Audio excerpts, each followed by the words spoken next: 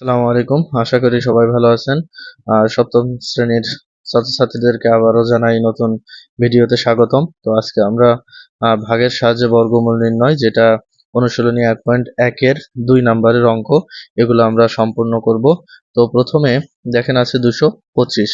তো আচ্ছা, আমরা প্রথমে ক নাম্বারটা দিয়ে শুরু করি। 225 থাকলে আমরা যখন ভাগের সাহায্যে বর্গমূল নির্ণয় করতে যাব, তখন ডান দিক থেকে জোড়া করে নিব, দুইটা দুইটা করে জোড়া করে নিব। যদি জোড়া না থাকে তখন সিঙ্গেলি একটা নিয়ে নিব। এরপরে আমরা ডান দিক থেকে একটা দাগ দেব, দিয়ে আমরা যদি এই সংখ্যাগুলোকে ভাগ করতে চাই তাহলে বর্গের মাধ্যমে ভাগ করতে হবে। যদি আমরা এখানে 1 নেই তাহলে 1 দিয়ে 1 এর বর্গ করে এখানে বসাতে হবে এবং যোগ বিয়োগ করে কত হয় সেটা দেখতে হবে। এখন যদি 2 নেই তাহলে 2 ওকে 2 এভাবে লেখা যাবে না, 2 দুগুণী 4, কিন্তু এই সংখ্যাটা 2 এর বেশি হইতে পারবে না। তাহলে কত নিতে হবে? 1 অথবা 2 এর সমান হবে অথবা ছোট হবে। তাহলে আমরা কত নিব? 1 নিব। 1 কে 1 দিয়ে গুণ করলে কত হয়? 1ই হয়। তাহলে 1 এর বর্গ 1। আচ্ছা, তাহলে আমরা এখানে 1 লিখবো। এবার যোগ বিয়োগ করব। যোগ করলে কত, বিয়োগ করলে কত থাকে? 1 থাকে। এখন এই পাশে আমরা আরেকটা দাগ দিয়ে নেব, দিয়ে এইখানে যত বের হয়েছে এই সংখ্যাটার এখানে ডাবল নিব। তাহলে 1 এর ডাবল 2। এরপরে এইখানে যে আমাদের জোড়া নামাতে হবে একসাথে জোড়া, তাহলে 125। এখন এমন একটা সংখ্যা নিব এইখানে, যা এইখানেও নিব এবং এইখানেও নিব, এবং ওই সংখ্যাটা দিয়ে এই সংখ্যাটাকে গুণ করব। গুণ করলে 125 হতে হবে অথবা 125-এর কম হইতে হবে। তাহলে আমরা যদি এখানে 2 নেই, এখানে যদি 2 নেই তাহলে হবে হলো 12। তাহলে 12 নিলে 12 দুগুণী 24। এখানে তাহলে কত হবে? 24 হবে। 24-কে আমরা 4 দিয়ে গুণ 2 দিয়ে গুণ করলে কত হয়? 8। 2 দুগুণী 4, 48। এটা অনেক কম হয়ে যাচ্ছে। এখন দেখি আমরা 4 4 দিয়ে করব। তাহলে এখানে 4 নিলে 14, 14 দুগুণী 28। তাহলে 28-কে যদি আমরা 4 দিয়ে গুণ করি তাহলে 32-এর 2 হাতে 3, 4 দুগুণী 8 আর 3 11, 112। তাহলে আর একটু আমরা বেশি দিয়ে করে দেখি। এখানে যদি আমরা 5 নেই তাহলে কত আসে দেখো। 5 নিলে কত আসে? 5, তাই তো? এখানে 5 নিলে এখানেও আমরা কত নিব? 5 নিব। তাহলে 25 হয়। 25 গুণ 5, 5 5 25-এর 5 হাতে 1, 2, 5 দুগুণে 10 আর 2 12। তাহলে আমরা যদি 5 নেই তাহলে অঙ্কটা মিলে যাচ্ছে।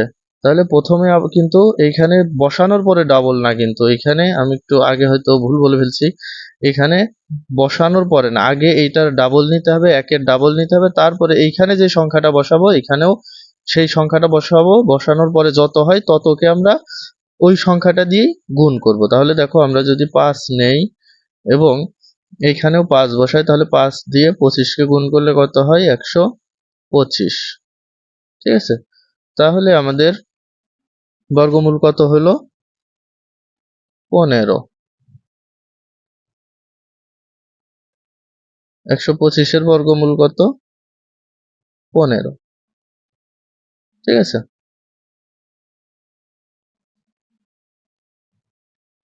এরপরে আসো দেখি আমরা 2 নাম্বার, খ নাম্বার। খ নাম্বার আছে কত? 961।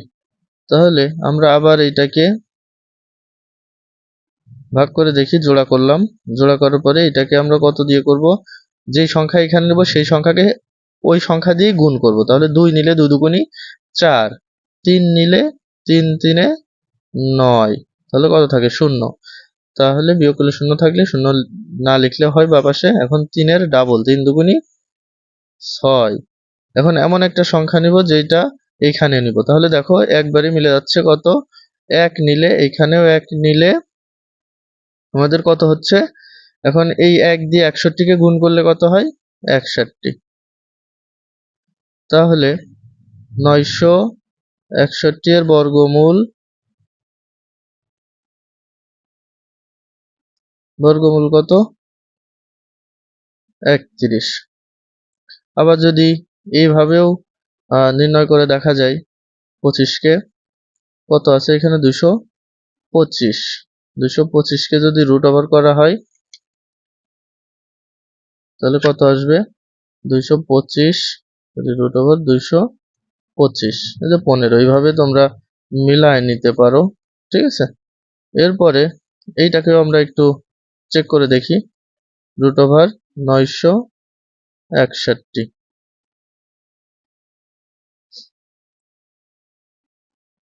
তাহলে রুট ওভার করে দেখি। রুট ওভার 961, এই যে 31 আসছে, ঠিক আছে। এরপরে আমরা করব গ নাম্বার। গ নাম্বারে কত আছে? 3961। তাহলে আমরা আবার দুটা দুইটা করে জোড়া করে নিব। এখন দাগ দিয়ে আমরা এইটাকে এমন একটা সংখ্যা নিব যেটাকে বর্গ করলে এর ছোট হয় অথবা সমান হয়। দেখো 6 দিয়ে 6কে গুণ করলে কত হয়? 6 ছক 36। 7 দিয়ে গুণ করলে 7 সাতা 49, তাহলে বেশি হয়ে যায়। এখন আমরা কত নিব? তাহলে 6 নিব। 6 ছক 36, তাহলে 36 করলে কত থাকে?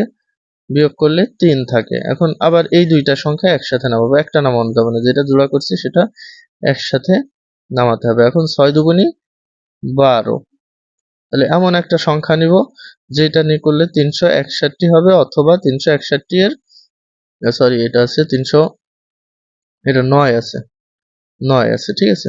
তাহলে এটা কত হবে? 369 এর সমান অথবা ছোট।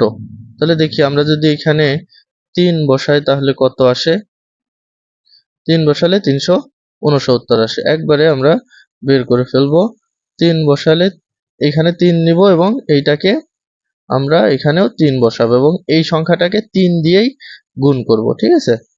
যদি 2 নেই তাহলে 369 এর কম হয়। 2 নিয়ে গুণ করলে আমরা একটু দেখি কত হয়। 100, তাহলে এখানে যদি 2 নেই এখানেও 2 বসাবো।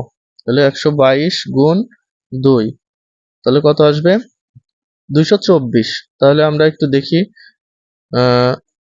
3 যদি নেই 123 গুণ 3, একদম মিলে আছে 369। তাহলে 3 নিলে আমাদের অঙ্কটা মিলে যাচ্ছে।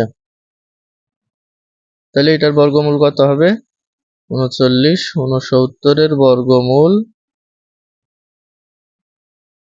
বর্গমূল আসবে হলো 63। আবার আমরা এইভাবে চেক করে নিতে পারি। 339 69 সমান 63, তোমরা ক্যালকুলেটরে চেক করে নিতে পারো। এইবার আমরা আমাদের কত আছে? 1000। আমরা এটা এখানেই করে ফেলি।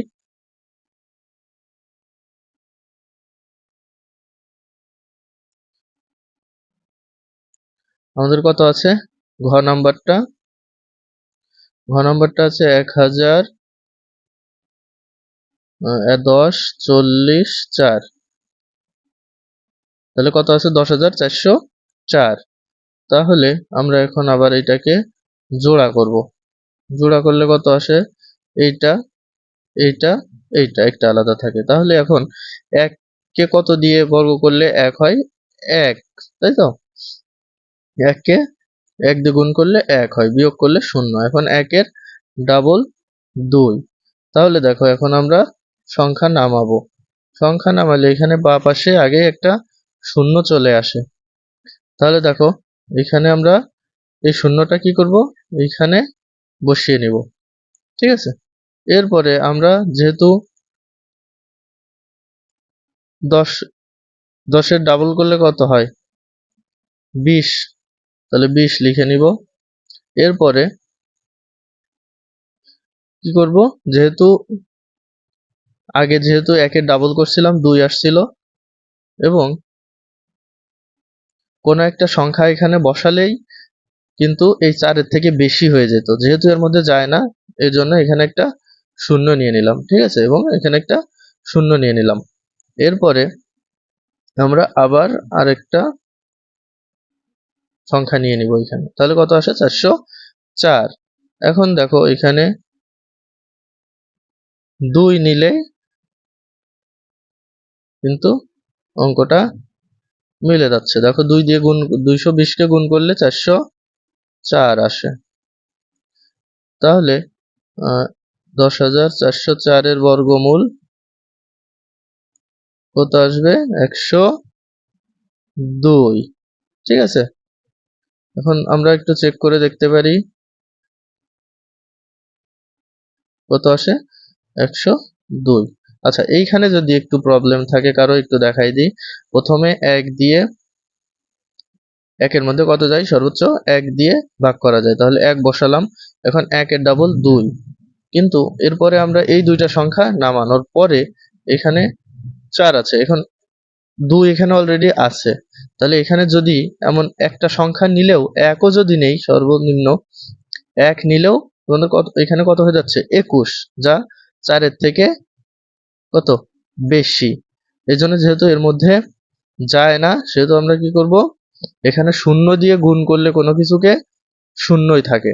ঠিক আছে, শূন্য দিয়ে গুণ করলে শূন্যই থাকে। এই জন্য আমরা যোগ বিয়োগ করে এভাবেও লিখতে পারি যে 404 4 এর সাথে কত? শূন্য দিয়ে যদি 20 কে গুণ করি তাহলে কত হয়? শূন্য।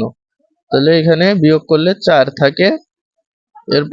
এরপরে দুইটা সংখ্যা এই যে নামাবো, 404। এখন এটা করলে কত হয়? এরপরে 2 দিয়ে গুণ করলে 404 হয়। এভাবেই অঙ্কটা বেশি অ্যাপ্রোপ্রিয়েট হয়। ঠিক আছে, এখান থেকে তোমরা এই লাইনটা করে নিতে পারো। যদি কোনো বুঝতে অসুবিধা হয় যে শূন্য কিভাবে আসলো, এটা করে নিলে আশা করি বুঝতে পারবা।